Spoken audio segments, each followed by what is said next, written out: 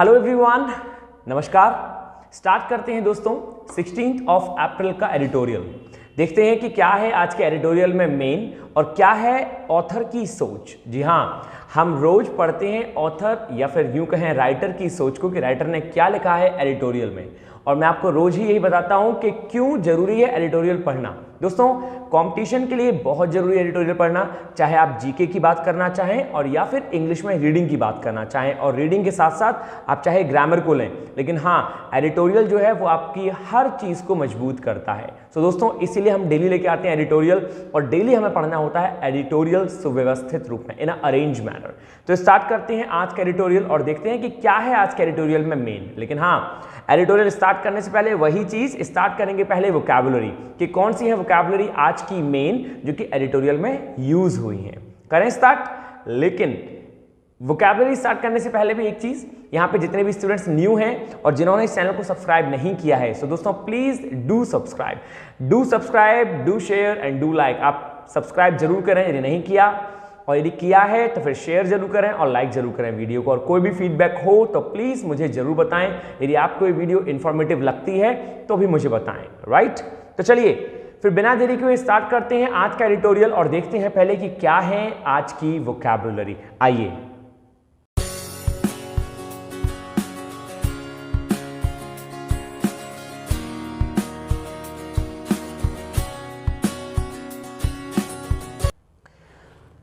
दोस्तों, जैसा कि दे रखा है इसमें, नंबर 1 वोकैबुलरी से लिटिगेशन।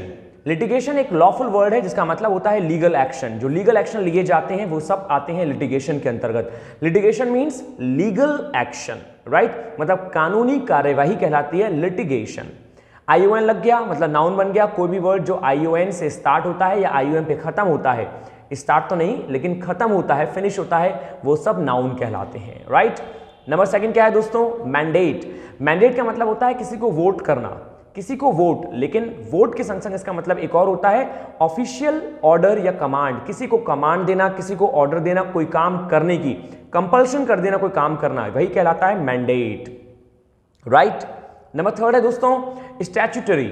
जी हाँ, स्टैट्यूटरी। स्टैट्यूटरी का मतलब होता है रिक्वायर्ड या परमिटेड बाय स्टैट्यूट। स्टैट्यूट का मतलब क्या हो गया? मतलब लीगली किसी चीज को परमिट करना, लीगली कानूनी तौर पे किसी भी चीज को परमिट करना या रिक्वायर होना, किसी भी चीज की जरूरत होना या किसी को परमिट कर देना कि हाँ ये काम कर सकते हो, वही कहलाता है लीगली तौर पे स्टैट्यूटरी।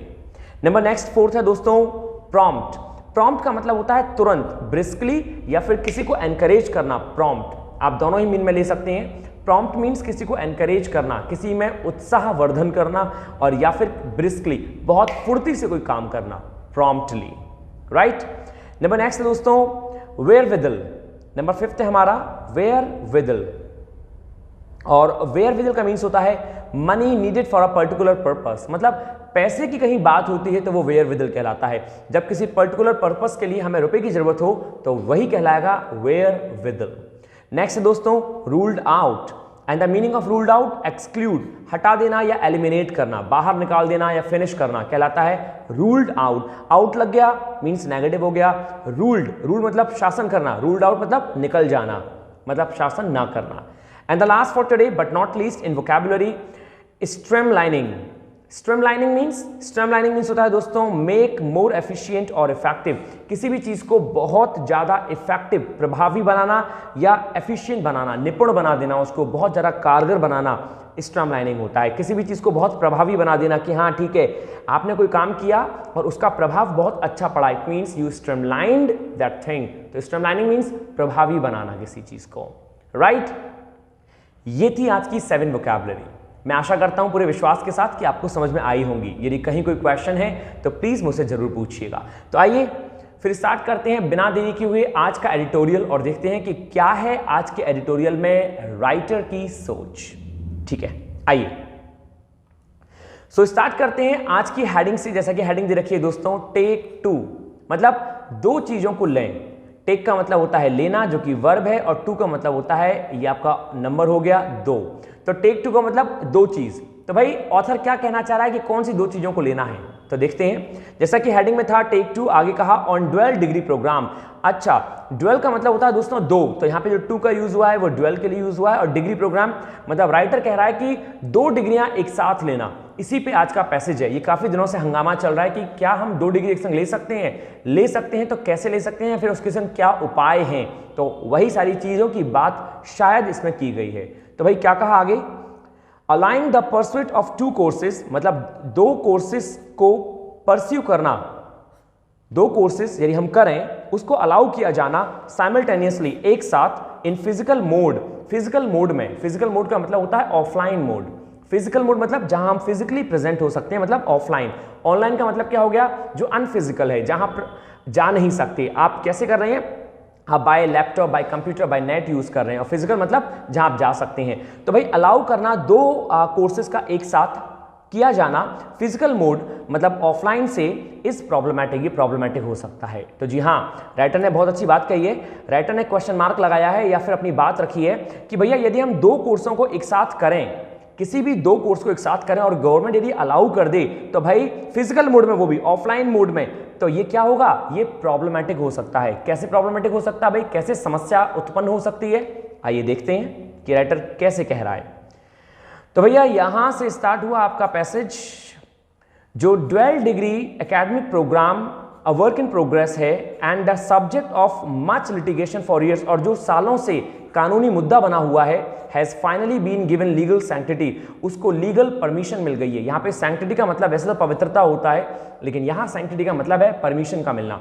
उसे लीगली परमिशन मिल गई है यूनिवर्सिटी के द्वारा, ग्रांट्स कमीशन मतलब यूजीसी, यूनिवर्सिटी ग्रांट्स कमीशन के द्वारा परमिशन मिल गई है। क्या मिल गई है भैया, कि जो ड्वेल डिग्री एकेडमिक प्रोग्राम है उनको लोग कर सकते हैं। मतलब ये काफी दिनों से मुद्दा बना हुआ था और काफी दिनों से इस पे कानूनी कार्यवाही चल रही थी, लेकिन अब ये इसको लीगल परमिशन मिल गई है। आगे क्या कहा दोस्तों, कि जो हायर एजुकेशन रेगुलेटरी बॉडी है, notified guidelines will enable students, जो नोटिफाई करी है उसने गाइडलाइंस, वो स्टूडेंट्स को योग्य बनाती हैं कि वो एक साथ, साइमल्टेनियसली का मतलब होता है एक साथ, किसी भी काम को एक साथ करना, साइमल्टेनियसली वो परस्यू कर सकते हैं 2 academic programme at a multiple levels, मतलब काफी लेवल्स पर, एक्सेप्ट फॉर पीएचडी कोर्स, केवल किस कोर्स को छोड़ के, पीएचडी को छोड़ के।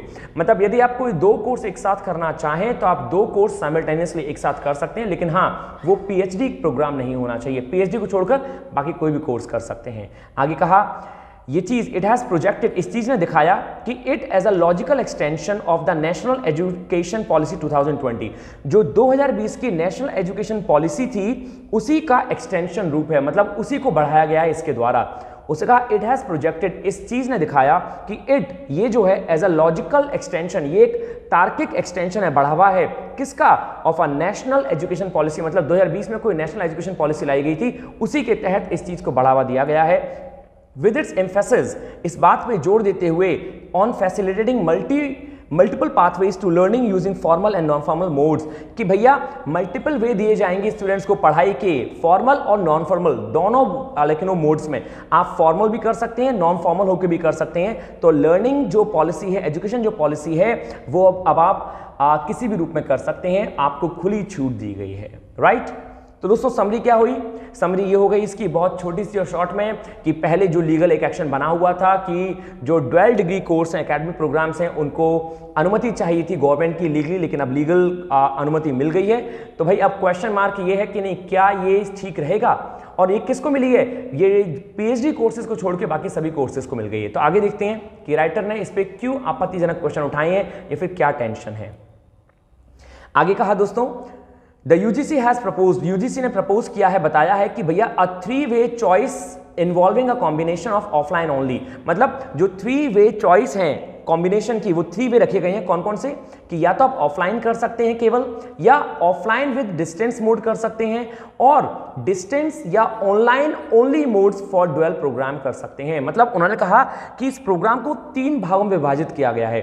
कौन कौन से वो 3 वे हैं, आप चूज कर सकते हैं, या तो केवल ऑफलाइन, मतलब ऑफलाइन केवल कर सकते हैं इस कोर्स को, ऑफलाइन विद डिस्टेंस कर सकते हैं मोड में, और या फिर डिस्टेंस या ऑनलाइन ओनली मोड कर सकते हैं। मतलब आपको जैसे भी करना है, आपको हर तरह से छूट दी गई है यूजीसी के द्वारा। उसने क्या कहा फिर, एंड डिस्टेंस ओनली प्रोग्राम के बाद हाँ, the UGC has done well, UGC ने बहुत अच्छे से मैंडेट किया है, इस बात पे जोर दिया है दैट कि open distance learning and online mode courses should be pursued only in higher education institution.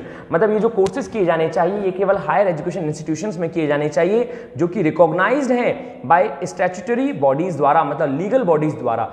ये कोई फेक बॉडीज नहीं है। स्टैट्यूटरी बॉडी का मतलब होता है जो यूजीसी को रन कराते हैं, उन बॉडीज के द्वारा ये जो प्रोग्राम रन कराए जाते हैं उन्हीं के अंतर्गत ये जो मोड्स हैं ये कराए जाने चाहिए।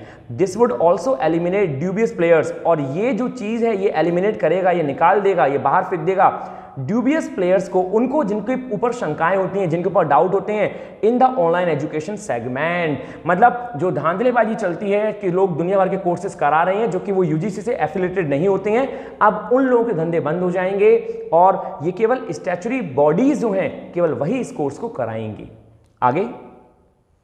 आगे कहा है दोस्तों, granting students the liberty to enhance their skills. Students को ग्रांट करते हुए, लिबर्टी का मतलब होता है फ्रीडम, एक फ्रीडम कि वो अपनी स्किल्स को क्या कर सकते हैं, इनहेंस कर सकते हैं। एंड स्कोप ऑफ एम्प्लॉयबिलिटी, और जो स्कोप है एम्प्लॉयबिलिटी का, काम का, through an additional degree is welcome. Additional degree के द्वारा अब उसका स्वागत किया जाता है, मतलब उसका स्वागत किया गया है। इसके द्वारा लाभ बताए गए हैं क्या कि भैया स्टूडेंट जो फ्री होकर अपनी स्किल्स को एनहेंस कर सकता है अब बिल्कुल ही, क्योंकि वो ड्यूअल डिग्री कर सकता है, और एम्प्लॉयबिलिटी वो जो काम के लिए भटकता था अब उसको काम भी आसानी से मिल सकता है, और इसी चीज का वेलकम किया जाता है स्टूडेंट्स की। मतलब अब ये चीज स्टूडेंट्स के लिए आसान हो जाएगी। आगे क्या कह रहा है भैया, आगे कह रहा है लेकिन अब यहां पे कोई ना कोई आपत्ति की बात बताई गई है कि जो गाइडलाइंस हैं कॉल फॉर क्रिटिकल इवैल्यूएशन, लेकिन जो गाइडलाइन निकली हैं वो चाहती है इसके पीछे कोई इवैल्यूएशन, मतलब इसके पीछे उसको चाहिए कि भाई बहुत अच्छे से जांच बैठाई जाए, क्रिटिकल इवैल्यूएशन चाहती है। Given the nature of competition, जैसा कि नेचर है इसका कंपटीशन का, accessibility and academic come physical infrastructure issues, जैसा कि कॉलेजेस में इंफ्रास्ट्रक्चर इश्यूज हैं, कंपटीशन को लेके इश्यूज हैं, और यूनिवर्सिटी में जो ये सब इश्यूज बैठे हुए हैं, जो बने हुए हैं कॉलेजेस में उसकी बिल्डिंग को लेके या कंपटीशन को लेके, तो भैया एक साफ साफ बात कही है गाइडलाइंस के द्वारा कि इन पे क्रिटिकल इवैल्यूएशन हो, मतलब इनकी जांच हो कि भाई क्या ये चीजें ठीक रहेंगी, क्या ये इस लायक हैं कि ये करवा सकें ड्यूअल कोर्सेज को। आगे कहा है, जो यूजीसी है उसने कहा है कि student can also pursue 2 full time programmes. Student जो है वो 2 फुल टाइम प्रोग्राम्स कर सकते हैं फिजिकल मोड में, ऑफलाइन मोड में। दिस इज प्रॉब्लमैटिक, ये बहुत प्रॉब्लमैटिक है, as it might prompt student, जैसा कि स्टूडेंट्स को एनकरेज कर सकता है हु आर एकेडमिकली प्रोफिशिएंट, जो एकेडमिकली मतलब जिनमें बुद्धि बहुत है, जो बहुत ज़्यादा स्किलफुल है, और या फिर विद द इकोनॉमिक वेयरविदल, या फिर उन स्टूडेंट्स को जो कि इकोनॉमिकली बहुत पैसे वाले हैं, जो बहुत रिच हैं, टू कॉर्नर सीट्स की वो सीट्स को कॉर्नर कर लेंगे इन डिमांड कोर्सेज, जो 2 डिमांड कोर्सेज हैं। इसका मतलब क्या हो गया, इसका मतलब ये हो गया कि ये सिचुएशन एक प्रॉब्लम भी खड़ी कर सकती है। कैसे, जो लोग बहुत बुद्धिमान हैं, जो स्टूडेंट्स बहुत बुद्धिमान हैं, जिनमें स्किल्स है, जो नंबर्स बहुत चलाते हैं, या फिर वो स्टूडेंट्स जो इकोनॉमिकली बहुत रिच हैं, वो तो भैया 2 कोर्स कर लेंगे एक साथ, और 2 कोर्स करने के बाद जो जॉब है वो उसे आसानी से हासिल कर लेंगे। जब भाई जॉब ही हासिल कर लेंगे, कोर्स ही कर लेंगे, तो जो नॉर्मल स्टूडेंट्स हैं वो कहाँ जाएंगे। और वैसे हम देखें तो दोस्तों एग्जाम इतने होते हैं हमारे इंडिया में, और जो पोस्ट है वो बहुत कम निकलती हैं, तो दोनों को यदि हम जांचें, दोनों को यदि हम इन्वेस्टिगेशन करें, तो ये जो चीज़ फायदेमंद होनी चाहिए, ये सभी मिडिल क्लास, लोअर क्लास और अपर क्लास सबके लिए फायदेमंद होनी चाहिए। लेकिन अपर क्लास वाले इस चीज़ से ज़्यादा फायदा उठा लेंगे, क्योंकि वो दोनों कोर्स एक साथ कर लेंगे, क्योंकि उनमें बुद्धि भी है तो वो जल्दी से डिग्री हासिल कर लेंगे, और भाई उनके पास पैसा भी है तो वो दोनों कोर्सेज के लिए खर्च कर सकते हैं, तो इसका लाभ उनको ज़्यादा मिल सकता है, ऐसा राइटर ने इसमें कहा।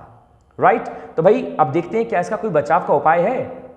तो उसने क्या कहा राइटर ने, such a situation is best avoided. ओहो, राइटर ने कहा कि ये जो ऐसी सिचुएशन है इज बेस्ट अवॉइडेड, ऐसी सिचुएशन को अवॉइड किया जाता है या किया जा सकता है in the context of the countries poor college density. मतलब कंट्री में जिस प्रकार पुअर कॉलेज डेंसिटी है, जैसा कि हमारी कंट्री में अच्छे कॉलेजेस नहीं हैं, कॉलेजेस पर लाख पॉपुलेशन, यदि हम 1 लाख स्टूडेंट्स की बात करें तो 1 लाख स्टूडेंट के लिए भी, मतलब पर लाख पॉपुलेशन के लिए भी कॉलेजेस जो है वो पर्याप्त नहीं है हमारे इंडिया में, तो भाई ड्यूअल कोर्सेज की बात तो बहुत अलग आ जाती है।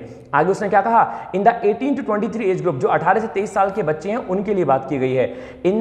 In the all India survey on higher education report 2019-20, जो अभी रिपोर्ट आई थी 2019 से 20 की, तो national average college density stands eight 30। मतलब जो नेशनल कॉलेज डेंसिटी है वो पर लाख स्टूडेंट्स पे केवल 30 स्टूडेंट्स हैं।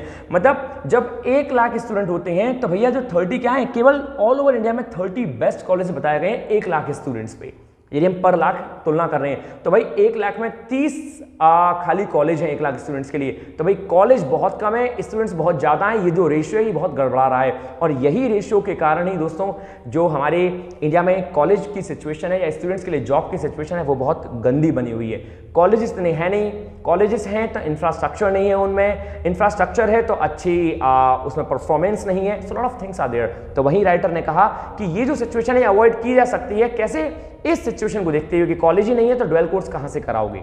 आगे क्या कहा कि यूजीसी की ये जो कमेटी है जिसका नाम है फुरकान कमर कमेटी विच आ डिकेड एगो रिकमेंड, जिसने एक डिकेड पहले, एक दशक पहले रिकमेंड किया था ड्वेल प्रोग्राम को as a second degree in open distance mode में, उसने भी मना कर दिया है ऑफर करने से साइमल्टेनियसली एक साथ इस डिग्री के कोर्सेज को under regular mode as it may create logistic administrative and academic problem. जैसा कि उसको मालूम पड़ा कि ये लॉजिस्टिक तार्किक रूप में, एडमिनिस्ट्रेटिव मतलब एडमिनिस्ट्रेशन के रूप में और एकेडमिक रूप में प्रॉब्लम क्रिएट कर सकती है। मतलब पहले इस कमेटी ने भी हाँ की थी कि ड्वेल डिग्री प्रोग्राम करवाए जाने चाहिए, लेकिन बाद में इसको मालूम पड़ा कि भाई ये फेल हो जाएंगे, हमारे इंडिया में अभी उस स्टैंडर्ड पे चीजें नहीं है, तो इस कमेटी ने भी मना कर दिया इस प्रोग्राम को कराने से। राइट, आगे वैसे सरकार ने परमिशन दे दी है, लीगल परमिशन है, लेकिन कमेटी के द्वारा ये परमिशन जो पहले अलाउ की गई थी ये मना कर दी गई है। आगे क्या कहा, अगेंस्ट दिस बैकड्रॉप, यदि हम इसके अगेंस्ट में देखें, बैकड्रॉप का मतलब होता है दोस्तों बैकग्राउंड,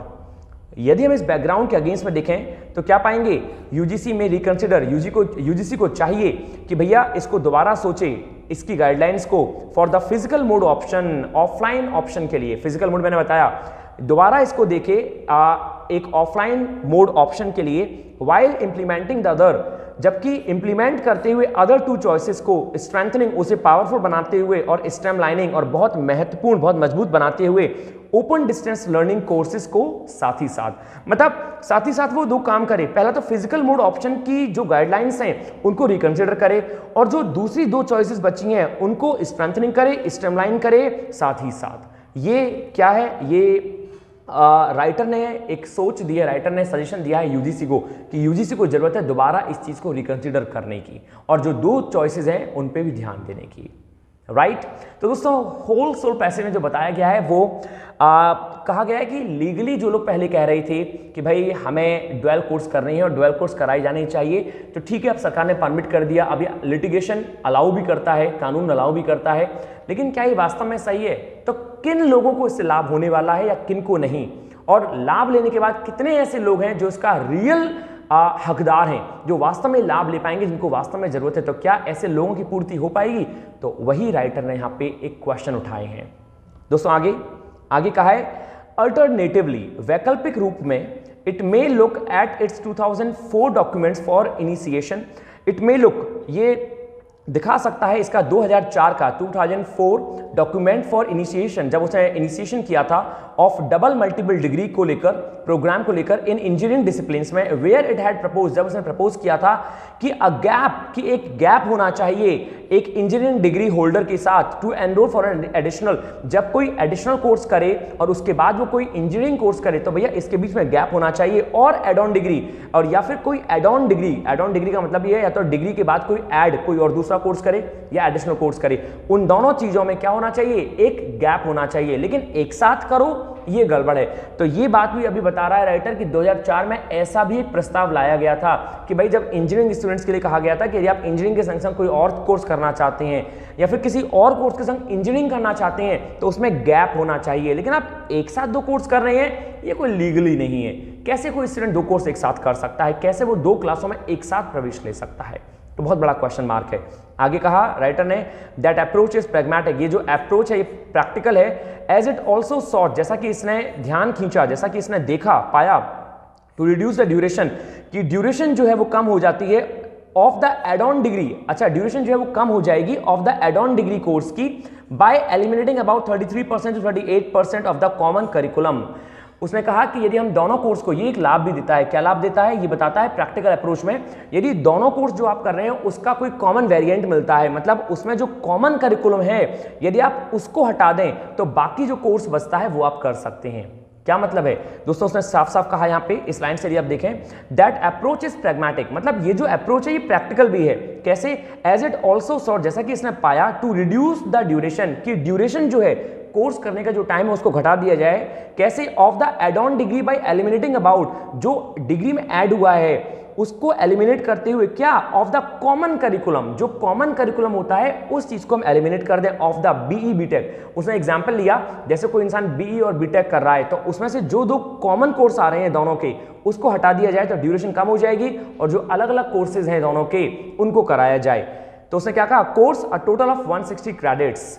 भाई सीधी सी बात है, तो यहां तक उसने साफ साफ कहा कि इसके कुछ लाभ भी हो सकते हैं। इसमें हम लोग यदि देखें तो जो कॉमन कोर्स है उसको एलिमिनेट कर दें और जो बाकी कोर्स बचा है उसको आप रन करा सकते हैं। ये एक प्रैग्मेटिक अप्रोच बताई है ऑथर ने कि यदि हम कोई दो कोर्स ऐसे चूज कर लें तो। आगे कहा है this logic could be applied, ये जो लॉजिक है ये अप्लाई किया जा सकता है। जैसे अभी हमने कहा राइटर इसके लिए थोड़ा फ्रूटफुल हो रहा है। This logic could be applied, इस लॉजिक को अप्लाई किया सकता है to allied courses in arts and science, ऐसे संबंधित कोर्स में जैसे कि आर्ट्स और साइंस की बात करें हम, एंड रिड्यूस द ड्यूरेशन, और जो ड्यूरेशन को रिड्यूस कर सकता है ऑफ द सेकंड डिग्री की, फॉर स्टूडेंट्स के लिए हु डिजायर परस्यूइंग, जो डिजायर करते हैं, जो इच्छा रखते हैं परस्यू करने की ड्वेल प्रोग्राम्स को ऑफलाइन मोड में। The more practical a policy, ये पॉलिसी जितनी प्रैक्टिकल है द बेटर इट्स रिजल्ट, उतने ही उसके रिजल्ट्स जो हैं वो बेटर हैं। मतलब ये जो पॉलिसी दिखाई गई है कि हम कोर्स को रिड्यूस कर दें, सॉरी ड्यूरेशन को रिड्यूस कर दें, ड्यूरेशन इससे रिड्यूस हो जाएगी, जो कॉमन कोर्स है यदि हम उसको एलिमिनेट कर दें तो ये जो पॉलिसी है ये मोर प्रैक्टिकल बताई गई है। तो यदि ये प्रैक्टिकल हो जाएगा तो जो रिजल्ट है वो भी बेटर होगा।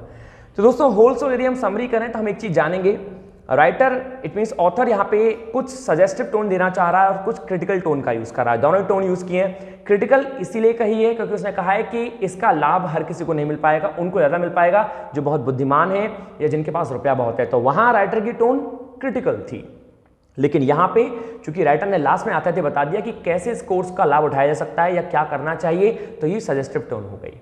राइट, इसको दोबारा पढ़िएगा। मैं आशा करता हूं कि आपको ये पूरा समझ में आया होगा कि कैसे ड्वेल डिग्री का लाभ है और कहां इसका एक डिक्रीजमेंट, एक हार्म है। सो दोस्तों दैट्स इट, राइट। ये था हमारा आज का एडिटोरियल। यहाँ है टेस्ट योरसेल्फ की vocabulary, litigation, mandate, statutory, prompt, wherewithal, ruled out और स्ट्रीमलाइनिंग। इनके प्लीज आप मीन बताइएगा। यदि आपको मीन मालूम है, नहीं मालूम तो दोबारा देखिए और दोबारा करिए। 7 वोकैबुलरी है, आपको इनमें से 5 करनी है आउट ऑफ 7। यदि आप 5 कर पाते हैं तो you are more than average, you are very good guy, right? So that's it for today. आशा करता हूं कि आपने अच्छे से समझा होगा दोस्तों, right? लेकिन हाँ, लास्ट में इसके साथ साथ अब हम बहुत जल्दी स्टार्ट करेंगे ग्रामर की क्लासेस भी। ये थी आपके एडिटोरियल जो चलती रहेंगी, लेकिन ग्रामर चूंकि SBI का एग्जाम आ रहा है और काफ़ी एग्जाम जो आ रहे हैं वो अवॉइडिंग लाइन में है, तो मैं चाहूँगा कि आपकी ग्रामर भी बहुत जल्दी स्टार्ट की जाए। सो फिनिश करते हैं यहाँ पे। जिन लोगों ने सब्सक्राइब नहीं किया होगा वो प्लीज सब्सक्राइब जरूर करें और इस वीडियो को शेयर करना ना भूलें दोस्तों, राइट। आपका जो एक प्यार है, राइट, इस वीडियो को लेकर, इस चैनल को लेकर दोस्तों, वो आपके सब्सक्राइब से दिखता है। So this is good for us specially. So that's it, take care of yourself दोस्तों, stay happy, stay healthy and stay hungry. Thank you, नमस्कार।